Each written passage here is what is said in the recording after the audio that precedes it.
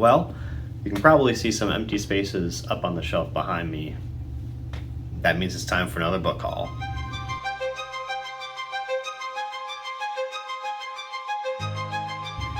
Welcome back once again to the library, Readers and Rapscallions. Ian is back, and like I said, I'm just going to do a simple book haul.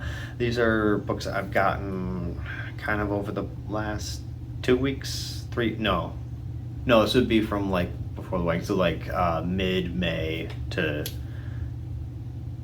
end of June. So we'll just call it June. We'll just call it for the month of June. These are kind of things that have sort of been on order and kind of coming in, and I'll just jump right into it. So first one on the list, guys, is going to be The Reality Dysfunction by Peter F. Hamilton. I'm not kidding when I said these are all big ones. This is about 1,200 pages.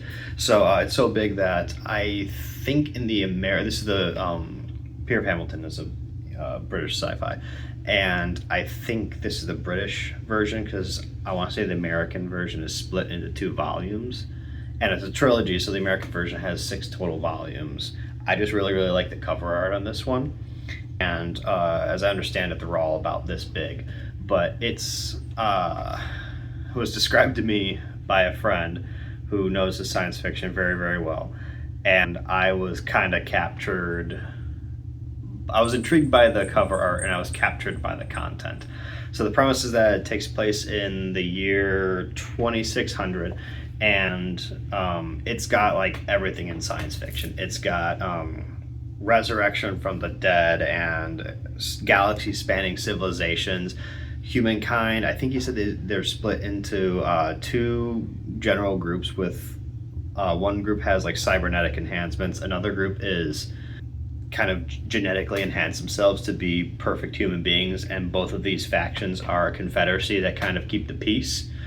And there's gangsters and mobsters and satanic rituals and space pirates, and it's a galaxy spanning space opera. I'm not quite sure how far it goes in terms of hard versus soft science fiction. So hard sci-fi being more grounded in like science and physics and whatnot, something like The Expanse. Soft sci-fi would be something more like Star Wars, where the rules of how everything works are kind of more abstract. But I'm always eager for another space opera, and I just have a thing about the really big, chunky books. It's something that intrigues me. And then the final thing is the title, The Reality Dysfunction.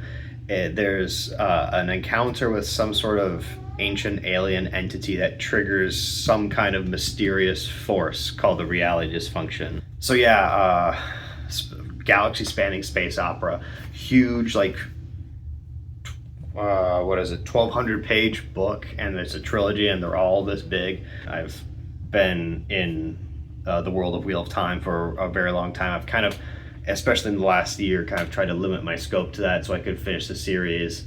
And I'm really excited for something new, especially because I've been told that this is kind of like kind of goes into sci-fi horror elements, which I'm very interested to learn about.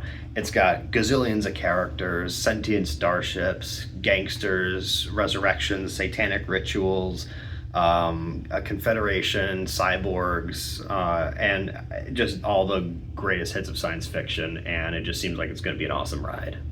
And speaking of gigantic books, guys, next one I've got is actually a nonfiction, Rise and Fall of the Third Reich. This is the 50th anniversary edition. It's by William Schreier, and this is considered the definitive work on World War II era Germany. I've got the little sticker on there because there's a, hate symbol on the cover, and it's World War II era Germany. So, I mean, we know which one it is. I just don't know if the algorithm's going to be mean if I have that in a video or not, so better safe than sorry. And plus, it's kind of funny. Anyways, this details everything from how one man was able to use the National Socialist German Workers' Party to attain power, the waning days of the Weimar Republic, the chancellorship of Mustache Man, and the lead up into World War II, and the entire German war machine, turning points at Operation Barbarossa, the Western powers landing in Normandy, all that story, and then how everything kind of just crumbled around them, and just the detailed history, firsthand accounts, journals from the people that were there and directly involved in high command of the Third Reich at the time. I'm not gonna read this like cover to cover. This is a 1,400 page tome, and that doesn't include the bibliography in the back. But I'm gonna kind of be dipping into it maybe a chapter at a time as part of my nonfiction reads. I'm getting close to finishing What If, which was a collection of essays about alternate histories. So this is a era of history that, I mean, I'm super interested in, and it's also an interesting study on finding out exactly how the worst people that have ever come to power anywhere, how they did it, and how we can potentially recognize the signs and prevent it from happening again. And also, I mean, my grandfather went overseas to fight these guys, so it's an interesting period of history, and I'm excited to read about. Next up, guys, speaking of big old books, I've got Compendium 1 for Invincible, a graphic novel. It's the Amazon TV show, which is, I think, in its third season. So there's 3 of these compendiums. I think the third season is like about that far or so into Compendium 2, if you can see it. So there's a lot of material left to go. I'm really excited to move forward in it. I'd like to finish the last compendium before the next season starts, which, I mean, I don't think there's a release date yet. I'm a big fan of the show, obviously, so I wanted to read the comic book for it. Invincible, for those who might not know or who haven't seen the show, is about Mark Grayson, who is the titular Invincible. He is the son of a regular human lady and Omni-Man, who is like the most powerful superhero on Earth at the time.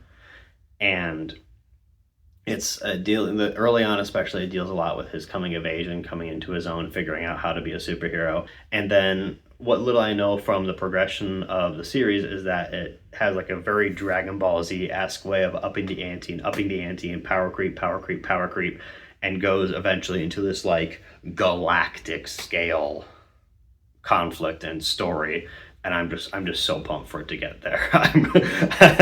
I really like the TV show, and I'm ready to get into the comic books. I've got some special editions now. First one is going to be Hyperion by Dan Simmons. I love this book, and I snapped it up when I saw it on sale from Broken Binding. I'm gonna read the flap and kind of cut to some showing off of the art, because it's really nice. On the world called Hyperion, beyond the reach of galactic law, waits a creature called the Shrike. There are those who worship it, there are those who fear it, and there are those who have vowed to destroy it. In the valley of the time tombs, where huge brooding structures move backward through time, the Shrike waits for them all. On the eve of Armageddon, with the entire galaxy at war, 7 pilgrims set forth on a final voyage to Hyperion, seeking the answers to the unsolved riddles of their lives. Each carries a desperate hope and a terrible secret, and one may hold the fate of humanity in his hands. So yeah, it's like a kind of a Canterbury Tales set in outer space. The whole book is kind of a series of short stories that are interconnected into a single narrative. So you'll have one character that'll tell a story, and then there'll kind of be like a cut, and they'll sort of talk about why they're all there, and their journey progresses a little bit on their journey to Hyperion. Eventually they get to the planet, and then they're crossing Hyperion in between these stories, and you're figuring out how they're all connected to the Shrike, who is this big spiky boy. That is also, funnily enough, one of the most terrifying creatures in all of science fiction.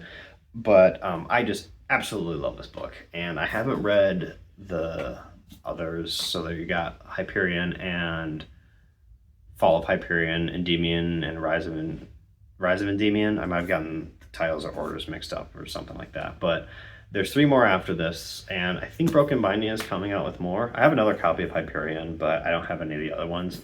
So when those come out, I'll give them a shot. Go read Hyperion. This is one of the best science fiction books I've ever read. Last but not least, and perhaps the one I'm the most excited for, is going to be Sun Eater by Christopher Ruocchio. Got the other ones, soft covers up there.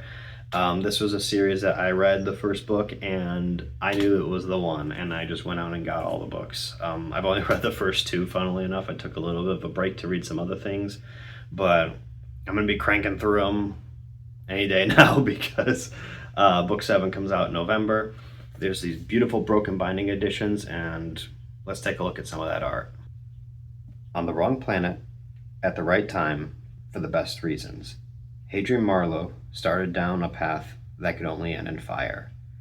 The galaxy remembers him as a hero, the man who burned every last alien sea elson from the sky. They remember him as a monster, the devil who destroyed a sun, casually annihilating 4 billion human lives, even the emperor himself, against imperial orders. But Hadrian was not a hero.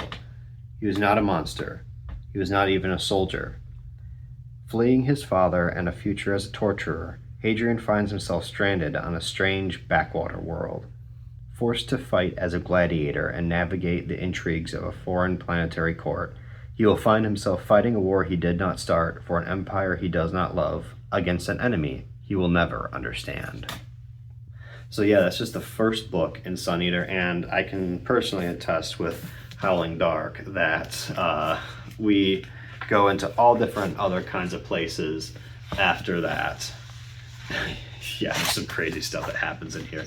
So this is I've read up through the end of Howling Dark, and like they say in the beginning, Hadrian blows up a sun and kills a bunch of aliens and kills a bunch of people, and you know that on like the first page. It's a framing narrative, so it's kind of written as if it were his memoir. You got the first 3 here. You got Empire of Silence, you've got Howling Dark, and then the one that I haven't read yet, you got Demon in White. I know I'm one of those people who has like a bazillion books that I haven't read yet. I've learned that buying books and reading books are 2 separate hobbies, but I am so stoked for this series. I've kind of been sort of pacing back and forth, trying to find the perfect moment to do it, and I think I'm going to start before the end of the month, and hopefully that'll put me at the end of Disquiet Gods right as Shadows Upon Time comes out. These are just absolutely beautiful. Let's get a look at those sprayed edges. They're just absolutely gorgeous. Do I have them up right? Yeah. They're just completely wonderful editions. Broken Binding always does such a good job. And yeah, book 7 comes out in November. Seriously, check out Sun Eater. Sprawling space opera, science fiction fantasy. You've got spaceships and sort of lightsabers and aliens, and it's just awesome. I've only read the first 2 books and it's crazy good, and I can't wait to read more. So that'll do it for this book haul, guys. There's another fair event festival thing happening near me with a big book sale next month. Hopefully I'll have more to show you guys. Let me know what you think I should start tackling first. I already have some ideas in what order I want to get to this in. But let me know what your favorites are of what you saw. Give me a subscription if you feel like I've earned it, guys. We'll see you next time in the library.